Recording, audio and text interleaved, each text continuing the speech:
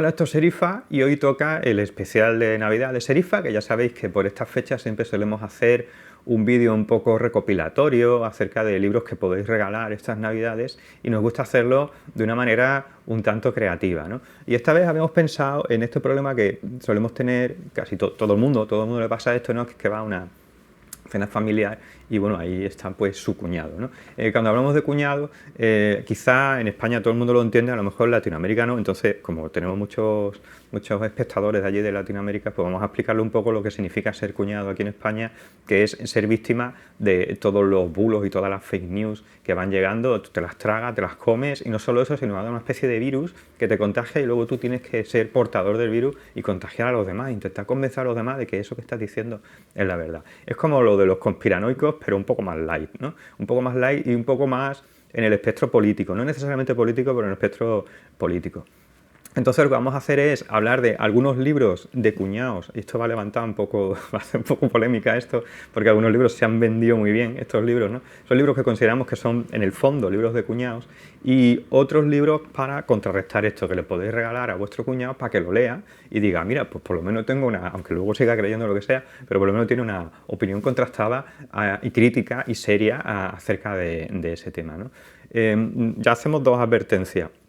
La primera es que los libros de cuñados no los hemos leído, ¿vale? ¿Por qué? Porque consideramos que no hace falta, porque son libros donde en la propia portada ya te viene la conclusión, ¿no? En los libros de historia, los ensayos y todo eso se habla así un poco del tema, pero luego la conclusión la tienes que averiguar tú a lo largo del libro, si no es que estás puesta la sinopsis porque se la escapa a la editorial, pero realmente funciona así. En cambio en estos libros la conclusión suele ir arriba, suele ir justo a la portada, entonces tú la ves y ya realmente, ¿para qué lo vas a leer, no? Si vas a hacer un argumentario y tal. Entonces dice, bueno, pero tendrás que leer los argumentos. Sí, pero hay otros libros que critican estos libros, que desmenuzan estos libros y que nos hablan acerca de los argumentos que utilizan y de si están bien o están mal. Y ya os digo yo que en la mayoría de los casos están mal, ¿no? Por primera vez también vamos a poner un vídeo, en lugar de un libro, vamos a recomendar un vídeo de un youtuber que nos ha gustado bastante y que creo que explica mejor, porque uno está buscando algún libro que critique este y no lo hemos encontrado, en cambio este vídeo está fantástico y ese lo hemos visto. Y los libros que critican también los hemos leído todos, evidentemente, si no, no los recomendaríamos. Así que son libros que podéis regalar a vuestro cuñado, a no ser que queráis que vuestro cuñado sea todavía más cuñado, entonces le regaláis los libros de cuñado, que también es posible, ¿vale? Ya vosotros lo dejamos en vuestras manos. Como decía yo, va a levantar un poco esto polémica porque algunos libros se han vendido muy bien y algunos libros quizá a todo el mundo no le parece el libro de cuñado, a nosotros sí nos lo ha parecido, ¿no? El primero de estos libros es un libro que así de entrada parecía muy interesante, ¿no? Yo lo vi en las librerías hace ya, pero tengo ya unos años, y lo vi en las librerías y me pareció que, bueno, podía ser interesante, ¿no? Al menos por el título principal. Luego el subtítulo te vendía algo un poco diferente y luego la sinopsis te das cuenta de que en realidad el título es un gancho para gente que realmente no le interesa tanto ese tema, ¿no? Que es este libro de... es que se vuelca. Este libro de... a ver si se ve bien, ¿no? De Elvira Rocabarea, de Imperiofobia. Es un libro muy famoso, ¿eh? Imperiofobia y la leyenda negra, ¿no? Entonces Imperiofobia a mí, digo, bueno, pues a lo mejor el libro va a hablar acerca de este topic del chiste de los Monty Python, ¿no? Pero excepto las carreteras y la seguridad social y la estructura política y el bienestar y todo esto que han hecho los romanos por nosotros, ¿no? Yo pensaba que iba a hablar un poco de eso y un poco justificar que los imperios tienen cosas buenas, tienen cosas malas y que nos guste o no nos guste han sido de alguna manera el motor de la civilización occidental. Y yo pensaba que una especie de defensa de, bueno, a las malas los imperios siempre han hecho algo positivo también, aparte de muchas cosas negativas, pero no. Realmente el libro se centra demasiado en la leyenda negra española y es una especie de alegato a favor del Imperio Español en contra de esa leyenda negra y argumentando que España ha salido muy perjudicada a propósito de la mala fama y la mala reputación que ha cogido por esta leyenda negra que era injustificada, ¿no? Que es un poco el argumentario del libro que ya se ve en la propia sinopsis y incluso en el título que se puede un poco vislumbrar, ¿no? Claro, yo no leí el libro, lo vi y no lo leí por muchas cosas. Me dio un poco de eso, así una sospecha de que no me iba a gustar, no iba a ser lo que yo estaba buscando. Y cuando vi que una de las ediciones la prologaba, si lo digo bien, prologaba, sí, ¿no? La prologaba Arcadia Espada, pues ya aquello me echó un poco para atrás, porque digamos que no me parece, el pensamiento de aquella espada pues no es el que yo comparto, ¿no? Vamos a decirlo así, ¿no? Y me parecía que no me iba a gustar mucho. Pero vi otro libro que sí que me pareció muy interesante, porque este tema es algo que yo he hablado en cenas de Navidad con amigos y con todo esto, gente argumentándome cosas que aparecen en el libro y que también se han dicho seguramente porque han aparecido en entrevistas que se han hecho y en reportajes que se han hecho a propósito del libro, ¿no? Argumentarios acerca de que, bueno, que tampoco fue tan malo el Imperio Español y cosas así. Y bueno, no sé, yo considero que son ideas un poquito de cuñado algunas y en general todo el lote completo sí que es una cosa bastante de cuñado. Y es curioso porque resulta que este libro ha seducido a muchísima gente. Y recuerdo que en el blurb, en la frajilla esta que venía una frase de Josep Borrell. ¿Vale? Josep Borrell, para que no lo sepa, luego que todos lo sabréis, pero no, para que no lo sepa, Josep Borrell es un alto cargo de la Unión Europea y fue alto cargo del PSOE aquí en España. O sea, una persona, bueno, no es el tío más de izquierda del PSOE, ni mucho menos, pero un poco tecnócrata, pero nadie va a decir que es de extrema derecha, ni que es muy de derecha, ni nada de eso, ¿no? Entonces, quiero decir que esto es un argumentario que ha seducido a mucha gente. Mucha gente lo ha leído y le ha gustado y se lo ha tragado, ¿eh? Que esto quizá el mérito que tiene el libro ha sido este, ¿no? Entonces yo vi más adelante otro libro, que es este libro, Imperiofilia, de José Luis Villacañas, dice Imperiofilia y el populismo nacional católico, que es una crítica a este libro. O sea, es un libro que coge todo el contenido de ese otro, lo pone y se limita a ver si los argumentos son válidos, si lo que citas son válidos y todo eso. Y me pareció una lectura muy interesante, muy aclaratoria, y hizo que a mí no me hiciera falta leer el otro libro, en realidad, porque si lees este realmente no te va a hacer falta leer el otro porque hay muchos párrafos copiados y puestos así, analizados y explicados un poco al grano, ¿no? ¿Cuáles son las conclusiones del libro? Fijaos que aquí no lleva tanta conclusión, un poquito sí, ¿no? Pero no lleva quizá tanta conclusión como el otro y en la sinopsis tampoco, ¿no? Porque es ir al grano concretamente de en qué falla, ¿no? En qué falla. Y al final resulta que, bueno, lo que dice básicamente es que el otro libro, el libro de Rocabarea, los datos históricos que pone en sí falsos no son verdad, ¿no? Incluso cuando habla cosas para defender un poco el honor del Imperio Español y del comportamiento, lo que ponen no es falso. Lo único que pasa es que está colocado de tal manera que tergiversa de alguna manera los hechos y sobre todo las conclusiones a las que llega no son deducibles a partir de los datos que da. O sea, de una serie de datos, bueno, sí, esto es verdad, vale, sí, esto es verdad, pero la conclusión que tú sacas no se puede extraer de estos datos. Estás mezclando cosas que están lejanas en el tiempo y no se sostienen. Y en el espacio, geográficamente, no tiene ningún sentido la conclusión que estás sacando, no es lógico, ¿no? Y es lo que critica principalmente. Quizá, me parece que es el único libro que hay criticando el de Rocabarea, pero sí que hay algunos artículos más que critican el libro de Rocabarea y algunas entrevistas y historiadores hablando de que, bueno, que el libro, desde un punto de vista histórico, no es válido, no funciona, no es así, ¿vale? Que habría que poner muchas matizaciones y muchas cosas. Por ejemplo, una cosa que me sorprendió y que leí aquí era que algo que defiende el libro de Rocabarea es que, bueno, que había una cosa que diferenciaba el Imperio Español de otros imperios y era que, bueno, que España hizo súbditos, ¿no? a la gente que conquistó, ¿no? A la gente que vivía en las tierras que conquistó. Entonces, claro, estaban al mismo nivel legal que los ciudadanos españoles de la península, ¿no? Este libro dice, bueno, sí, a lo mejor eso, desde un punto de vista legal, era como una justificación para ellos mismos, pero luego en la práctica eso no era así, ¿no? Y te da muchos argumentos, muchos datos y muchas cosas acerca de por qué eso no era así, ¿no? Entonces, si pensáis que vuestro cuñado ha leído ese libro de Rocabarea y está muy ensanchado, ¿no? Como decían en Los Simpsons.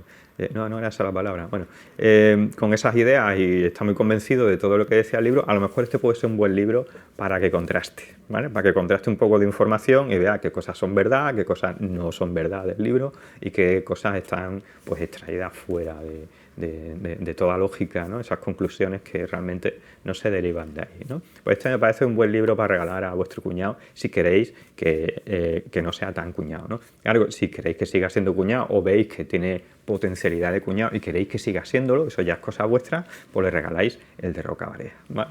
Vamos a ver otro libro. El siguiente libro, que también es un libro que se ha vendido muchísimo, pero mucho, a ver si lo pongo en vertical, así, pero mucho, que es este libro de Manuel Sanz Segarra, La supraconciencia existe, ¿no? Existe vida después de la muerte, eso es la supraconciencia. Y no queda muy claro cómo hay que leer el título por las mayúsculas y no minúsculas. O sí, pero yo lo estoy viendo de lado y con reflejo del foco. Este libro se ha vendido muchísimo. Está en todas las estanterías. Yo lo he visto una barbaridad, lo he visto mucho. Y seguramente lo ha leído mucha gente. Este libro, al parecer, va pues de este Manuel Sanz, que es un cirujano, es un médico que está convencido que los casos clínicos acerca de gente que estaba ya con muerte cerebral y tal, que han tenido experiencias, que luego han como medio resucitado, no resucitado, pero bueno, que han vuelto y que han recuperado la conciencia, decía que eran conscientes de cosas que pasaban a su alrededor y que aquello no se podía explicar, ¿no? Entonces hace una investigación y bueno, él concluye que sí, que es posible que exista. ¿Por qué? Porque la física cuántica permite que exista una conciencia fuera del cuerpo, ¿no? Entonces hace unas argumentaciones al respecto de esto. A mí el libro ya de primero me parecía muy pufo, la verdad, me parecía muy pufo y no lo compré y no lo leí. Y de hecho he visto que hay muchas entrevistas del autor que ha pasado por muchas televisiones. Y esto es porque en realidad es un tema que nos interesa a todos, ¿no? Quiero decir, quién no le gustaría seguir viviendo después de muerto, ¿no? Quiero decir, a todos nos gustaría. Incluso el más aférrimo ateo en realidad quiere seguir viviendo. Pero una cosa es lo que quieras y otra cosa es lo razonable que sea pensar que eso sea así o no sea así, ¿no? Y eso ya queda en la fe de cada uno, en la conciencia de cada uno, como queráis verlo, ¿no? Pero claro, es algo que llama, entonces claro, todo el mundo compra el libro pensando que va a encontrar una especie de argumentario acerca de que le va a hacer sentir bien, ¿no? Porque dice, bueno, pues estoy más aliviado pensando que cuando acabe mi vida no va a acabar todos mis asuntos, todas mis cosas y todo lo que yo soy y no se va a morir ahí, ¿no? Sino que voy a seguir de alguna manera viendo, pensando y comprobando que el mundo gira, ¿no? Y sigue girando. Claro. A mí me parecía un poco raro el libro, me parecía un poco exageradísimo y tal, pero no lo leí porque algo decía dentro de mí, no lo leas, ¿no? Entonces, lo que sí vi, no sé si vais a verlo, si no vamos a poner aquí una casillita de estas para que pinchéis, para ver un vídeo, es un vídeo de este canal que se llama Datum Vlog, que es de un youtuber que Juan, a ver si lo digo el nombre bien, ¿cómo es? Es que el nombre es muy largo, es raro, me tenía que acordar, pero es muy largo y mi dislexia me impide recordarlo. Pero es un divulgador de la ciencia que lo hace muy bien, que yo he visto varios vídeos suyos y la verdad es que me han gustado bastante, es bastante riguroso, es verdad que va a temas que pueden ser un poco polémicos, pero luego lo trata desde un punto de vista muy científico, ¿vale? Y rebaja mucho, sí, pero bueno, vamos a hablar de esto y tal. Por lo visto el hombre estuvo trabajando y estudiando justo física cuántica y lo que hace en este vídeo que se llama Doctor en física cuántica, la superconciencia cuántica no existe, reacción, ¿no? Que es este que tenéis aquí, que dura 29 minutos o media hora más o menos, y él en ese vídeo se dedica a hacer lo mismo que hacía el otro autor en Imperiofilia con el otro libro, ¿no? Es decir, se dedica a desmontar los argumentos que aparecen en el libro para decir que eso es así. Es decir, él no dice no existe vida después de la muerte porque nadie puede asegurarlo, ¿no? Eso es lo que dice en el vídeo.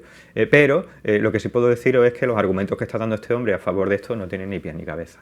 Es un poco lo que pasaba también en el otro, y al final estos libros se basan en lo mismo, en coger datos que pueden ser reales, pueden ser verdad, ¿no? Y luego extraer una serie de conclusiones que no son extraíbles de esos datos. De hecho, este libro además tiene errores, porque él ponía unos párrafos y antes de que lo comentara digo, bueno, pero eso no es verdad, ¿no? Como que decía, los bosones de Higgs se descubrieron en 1976 por el físico H. Higgs, y yo, disculpa, pero a mí me parecía que el bosón de Higgs se descubrió hace unos cuantos años, hace no mucho tiempo en el CERN, después de que Higgs hubiera muerto, y ya por fin se pudo descubrir. O sea, datos que tienen como muy desactualizados. Entonces se ve que el hombre será buen cirujano y será buen médico, pero de física sabe lo que puede saber cualquiera que lea el libro de divulgación, y eso no es suficiente para establecer una conexión entre la física cuántica y un supuesto alma inmortal que tenemos cada uno de nosotros, ¿no? Entonces os invitamos a que si vuestro cuñado en en la cena familiar os habla de este libro y de sí, pues eso está demostrado científicamente, pues le enviáis el enlace, que además los vídeos son más fáciles de ver, ¿no? que los libros. La gente es más reticente a leer en general, lo digo porque si son lectores pues leen, pero hay gente que no es lectora. Entonces esto vale también para gente no lectora. Le pasáis el enlace del vídeo que vamos a poner aquí arriba para que lo podáis enviar a vuestro cuñado y le eche un ojo, porque la verdad es que está muy bien, ¿eh? Y hace el mismo trabajo, un trabajo muy parecido al que hace José Luis Villacañas aquí en este libro, lo hace este hombre en el vídeo. Más resumido, claro, más resumido, formato vídeo, formato YouTube, es otra cosa diferente, no tiene un tinte académico, pero lo hace muy bien y yo creo que vale la pena echarle un ojo y que se lo enseñe a la gente que a mí es que a mí me gusta, a mí no me gusta que la gente gane dinero a costa de... Yo entiendo que este hombre, el autor del libro, lo miro otra vez porque no me acuerdo de memoria del autor del libro, este Manuel Sanz lo hace de corazón, lo hace honestamente y que él cree realmente que eso es así. Pero a mí lo que no me gusta es el aparato mercantilista que se ha formado alrededor de eso, porque al final le estás vendiendo, tú sabes que estás jugando con los sentimientos de la gente. A mí eso no me parece bien. Este libro no pasaría ningún estudio doble ciego para publicarlo en ningún sitio, porque es un disparate uno detrás de otro. Y no lo haría, y solo se publica simplemente porque el editorial sabe que va a ganar dinero con esto y que la gente lo va a comprar para sentirse bien. Y a mí eso no me gusta, me parece mercantilizar los sentimientos y las necesidades de la gente que ha perdido un familiar que lo quería mucho y que quiere estar seguro de que esa persona está bien, ¿no? Y que no ha desaparecido, que no desaparecemos del mundo y ya nadie se acuerda de nosotros, ¿no? Y a mí me parece que no está bien que se publiquen esos libros, me parece mal. Y es un libro muy de cuñado, lo siento, pero es un libro muy de cuñado. Cuñado a nivel Iker Jiménez, me parece no me gusta nada, no creo que eso esté bien. Me parece moralmente reprobable que se publiquen estos libros y que el editor no diga, un momento, ¿cómo que de esto se desprende lo otro? Esto lo tendrás que justificarme, ¿no? Pues bueno, si está bien justificado, si alguien viene y demuestra científicamente que hay un alma, pues todos muy felices. Pero es que no es lo que ocurre, no es lo que ocurre.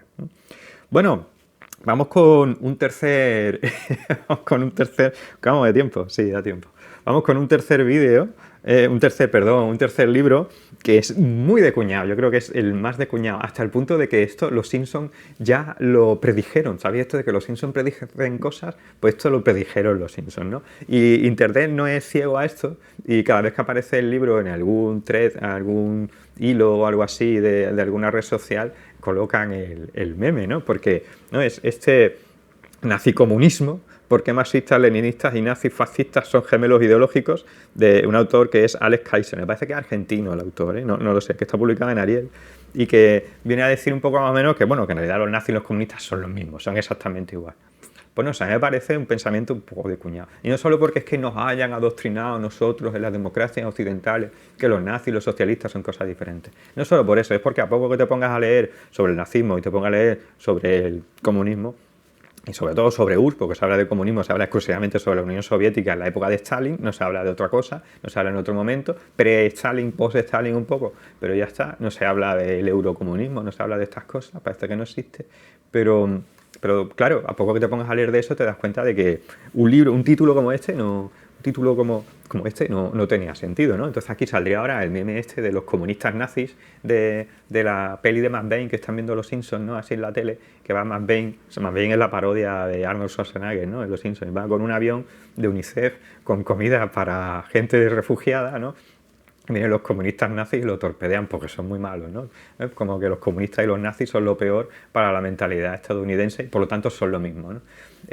Claro, yo no he leído el libro, no lo he leído y no sé qué argumentos da, pero da igual, es que al final, ¿cómo vas a argumentar algo que va en contra de todos los argumentos buenos que has leído acerca de que no son la misma cosa? Son cosas diferentes, que tuvieron su punto autoritario en un momento, en especial el nazismo, porque de por sí es un movimiento muy autoritario, el comunismo no necesariamente es autoritario, pero se convirtió en algo autoritario en la época de Stalin, y que tengan una vertiente así autoritaria similar en algún momento de la historia no los hace iguales, para nada, son ideologías diferentes, ¿eh? Tú puedes estar de acuerdo o no en desacuerdo con uno o con otro, pero son cosas diferentes.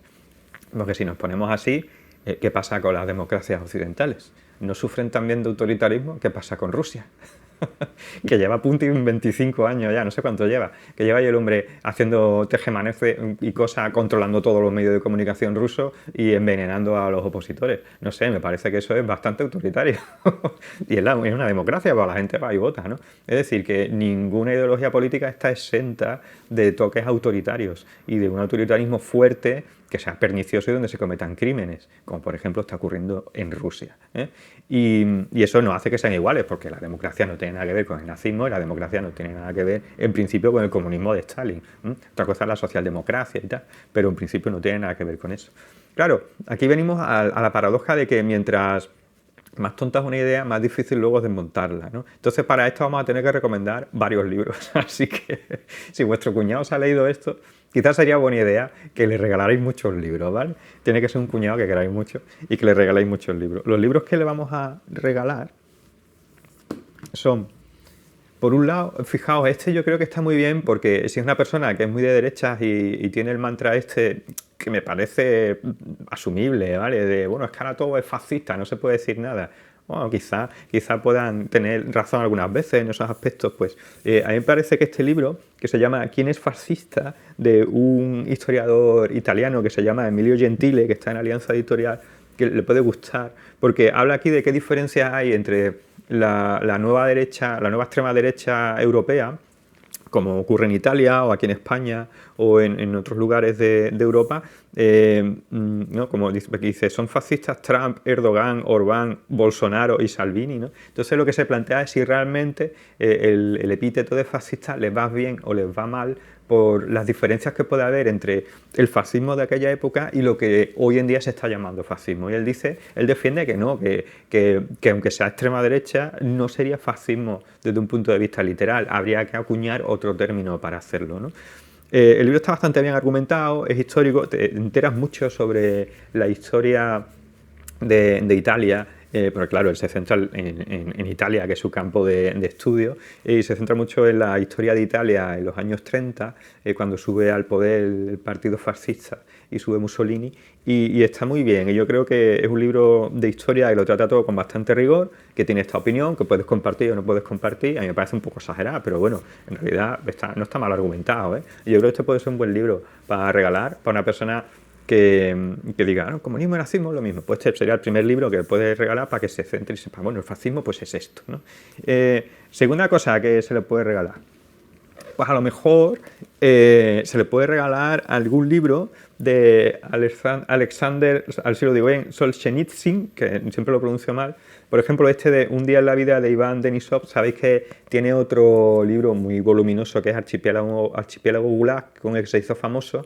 Ese no lo tenemos. Y este sí, yo compré este libro para leerlo, lo dejé a la mitad porque la prosa del autor es muy cáustica, es una novela narrativa, ¿eh?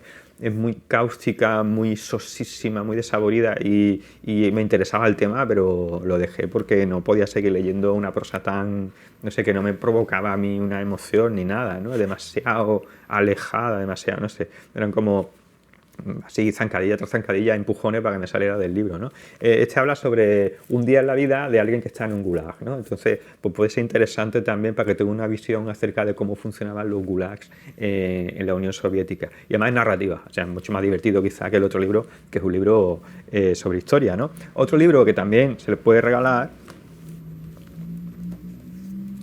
es esta trilogía de Auschwitz de Primo Levi, que es un libro fundamental de estos asuntos y de estos temas por varios motivos. Esta trilogía tiene 3 libros, la primera la más famosa, la de Si esto es un hombre, y las otras 2 que narra la vida de Primo Levi de primera mano en el campo de concentración de Auschwitz, ¿no? Y como él se libró por ser, me parece que era químico o biólogo o algo así, lo pusieron a trabajar en un laboratorio y se libró un poco de morir por eso y aguantó hasta que ya liberaron el campo. Entonces, claro, lo guay es que este ha estado en un campo de concentración.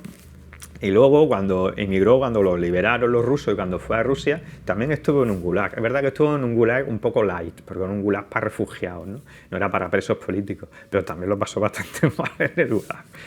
Y me gusta, es que no recuerdo si era en el primer libro. Este libro está muy bien, estos 3 libros. Sobre todo el primero. El primero es buenísimo. Los otros 2 también están bien. Si os gusta la historia, podéis seguir leyéndola, ¿no? Y a vuestro cuñado le puede gustar. Yo creo que está bien.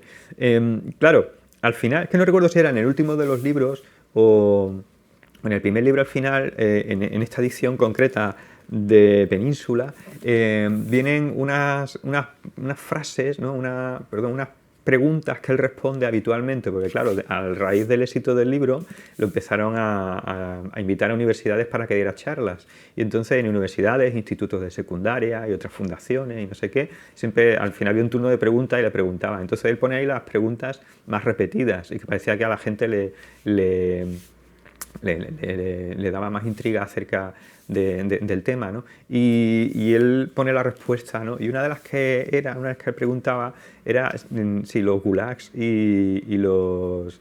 No está hablando del nazismo y del comunismo, pero bueno, si los gulags y los campos de concentración eran lo mismo, ¿no? Y él decía que no, y decía que, bueno, que el nazismo y el comunismo tampoco era exactamente igual, no era exactamente lo mismo, y que podía haberse reflejado justo en cómo estaban planteados los campos, porque él defendía que los campos de concentración nazis estaban diseñados para la aniquilación total de la gente que estaba dentro, y en cambio los gulags estaban pensados para una reforma, con todas las cosas peyorativas, con todas las connotaciones negativas que tiene el lavado de cerebro, que es que tú pienses de una manera, vayas al sitio y te tengas que cambiar la manera de pensar para poder salir de allí, ¿no? Pero en principio, aunque hubiera muertes y aunque fuera muy duro, aunque la gente muriera de congelación, de inanición y todo esto, porque aquello estaba muy desatendido, aparte de eso, en principio los gulags no estaban pensados para la aniquilación de toda esa gente, quizás para la aniquilación de las ideas, pero no de la gente. Entonces sí que supone algún tipo de diferencia, Y por supuesto que también él considera que hay diferencias políticas entre uno y otro, como hemos hablado antes, ¿no? Entonces o puede ser también un libro, yo creo, a vuestro cuñado, si le gustan estas cosas, estas historias, y le puede gustar, ¿eh? Y va como un contrapunto al de Solzhenitsyn, pues está muy bien, ¿eh? Digo este porque es que el archipiélago Gulag es enorme, es grandísimo, y este es más flojito, este es más delgado, ¿no? Y este de aquí también, el principio del primer libro son como 300, 200 y pico páginas o algo así, este es muy voluminoso porque viene la trilogía entera, ¿no? Pero estos son libros que le podéis regalar, que tienen todos que ver con eso. Y luego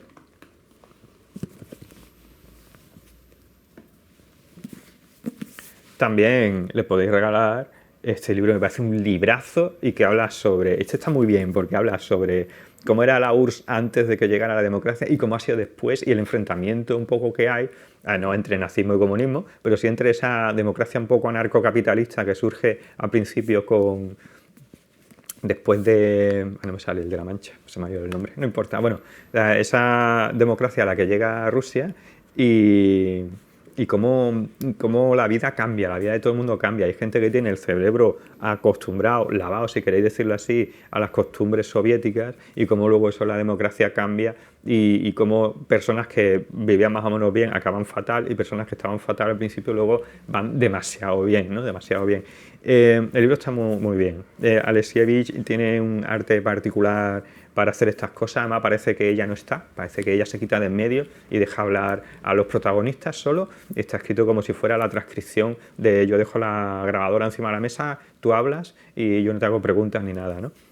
Está fantástico este libro, no me canso de recomendarlo, de hecho lo recomendé creo que en el anterior vídeo, creo que lo recomendé, y a lo mejor este libro yo creo que le puede gustar a vuestro cuñado. Y yo creo que una lectura muy, muy interesante, independientemente de si eres de derecha o eres de izquierda, no importa, me parece que es una lectura muy válida, muy recomendable, que tiene una visión sobre lo que es Rusia hoy y lo que fue Rusia en la Unión Soviética, muy interesante, muy interesante. Entonces con todos estos libros quizás pues a lo mejor se puede argumentar en contra de eso de los gemelos ideológicos del nazismo y del comunismo, que para mí sinceramente no tiene ningún sentido. Y entiendo que para Emilio Gentile pues tampoco lo tendrá, y para Primo Levi tampoco lo tendría, y para Alexievich tampoco lo tendrá. Bueno, pues voy a cortar porque se va a la media hora y seguimos con el siguiente vídeo. Claro, es que tenemos cámaras antiguas y más de media hora no graban, entonces voy a cortar y vamos a seguir con el siguiente libro, que a mí personalmente me parecería injusto decir que el autor de este libro es un cuñado, porque no lo es, ¿vale? No lo es. Y en general el libro tampoco debe serlo, pero es un poco el enfoque. Me parece que el enfoque es muy de persona cerrada, de persona que tiene esa idea y a mí no me saques de ahí. Estoy hablando de Marcus Gabriel y Yo no soy mi cerebro, ¿vale? Marcus Gabriel es un filósofo alemán que, como digo, a mí me parece injusto decir que es un cuñado. Yo creo que no, no es un cuñado ni nada de eso. Es un tío que me saca mínimo un par de decenas o tres de coeficiente intelectual, no creo que sea un cuñado. Y un tío que ha leído tantísimo y que sabe tanto y que escribe estas cosas y que tiene su propia ontología y tal. Es especialista en epistemología. Yo he leído algunos libros suyos. Es verdad que el teólogo es un poquito también así, ¿no? Porque el otro libro famoso, aunque esto es famoso, tiene el título que a mí me parece el mayor, ya lo he dicho varias veces en el canal, mayor clickbait de la historia, que es ¿por qué el mundo no existe? Y luego evidentemente no habla de que no exista el mundo, sino que realmente está refiriéndose a otra cosa diferente.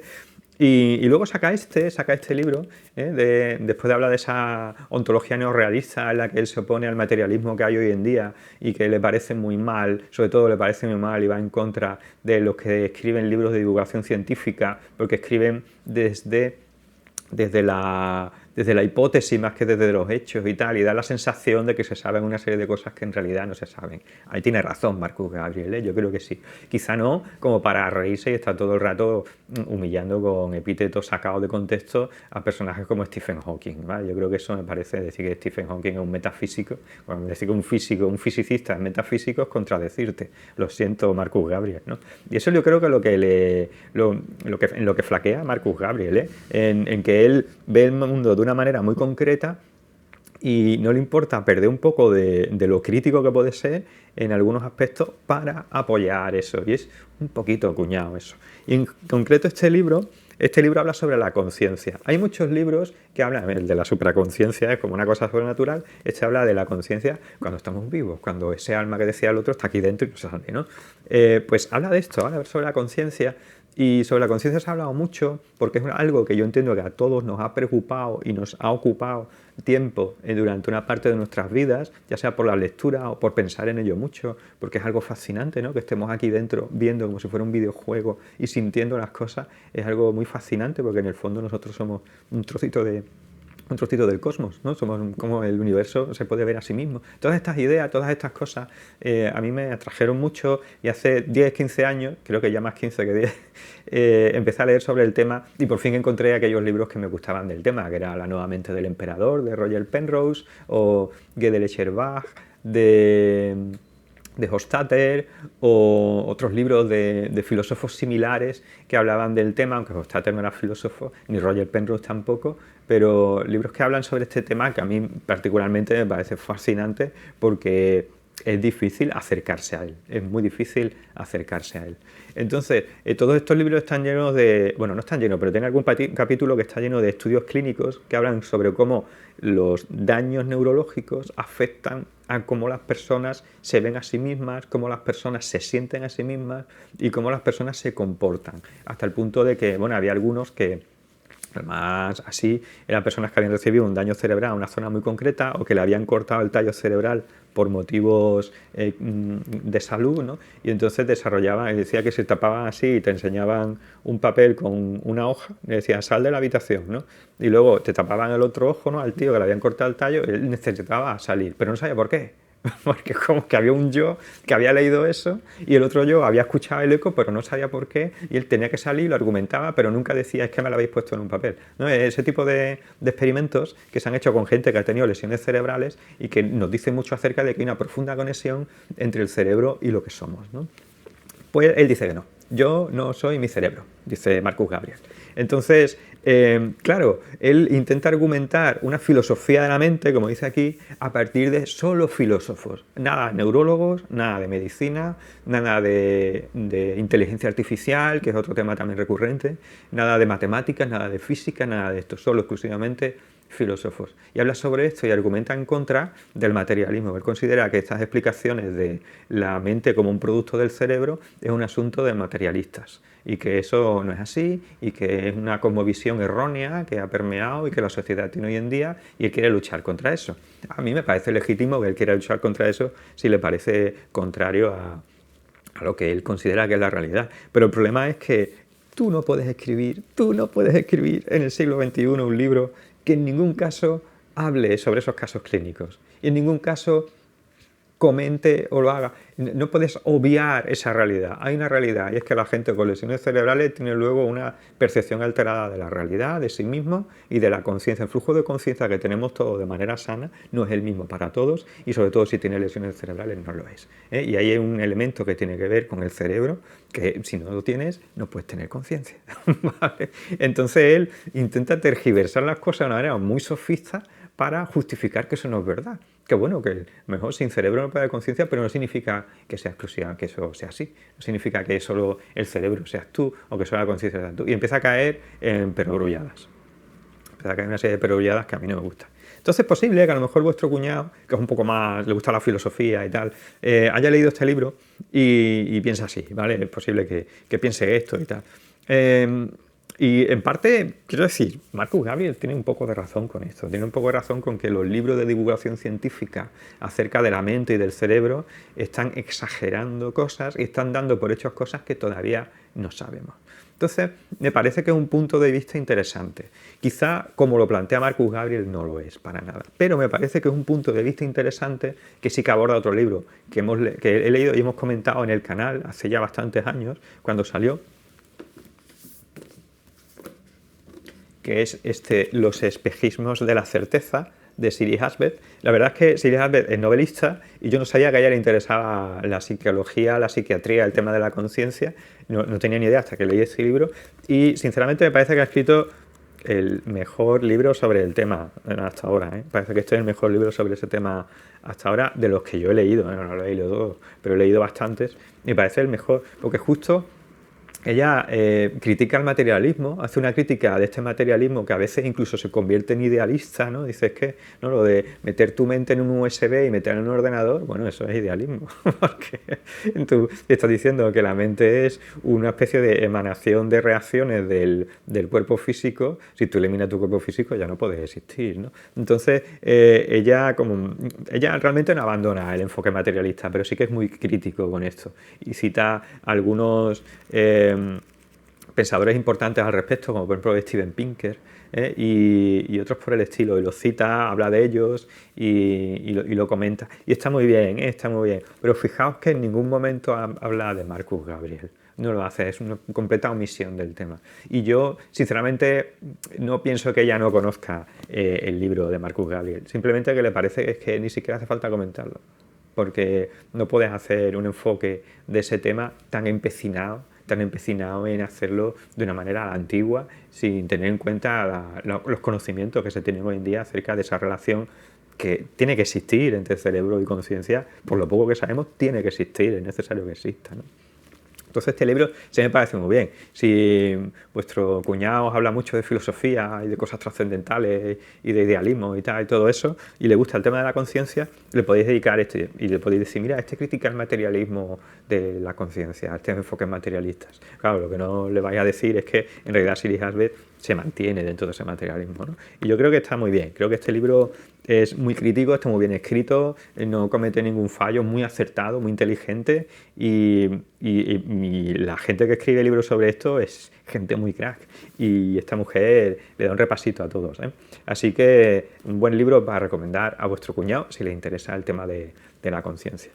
Bueno, pues estos han sido, después de 38 minutos tengo aquí, estos han sido los libros que podéis recomendar a vuestros cuñados estas navidades, se los podéis regalar si queréis que contrasten un poco de información y dejen de creerse todas las cosas que pueden decir simplemente algo porque está publicado, ¿no? Y que no tiene ninguna base y que el argumento no funciona. O también podéis regalarles los que hemos dicho que no nos parecen tan buenos porque queréis que sigan siendo cuñados. Eso ya depende de vosotros. Pues hasta aquí, este ha sido el especial de Navidad de Serifa. Esperamos que os haya gustado, esperamos que no sea muy polémico, ¿verdad? Que los libros que hemos hablado, seguro que alguno lo habéis leído y os ha gustado mucho, pero esto es así que sentimos mucho si hemos herido alguna sensibilidad, pero consideramos que los libros que hemos recomendado están bastante mejores y son mucho más interesantes que los otros libros que son los que no recomendamos, ¿no?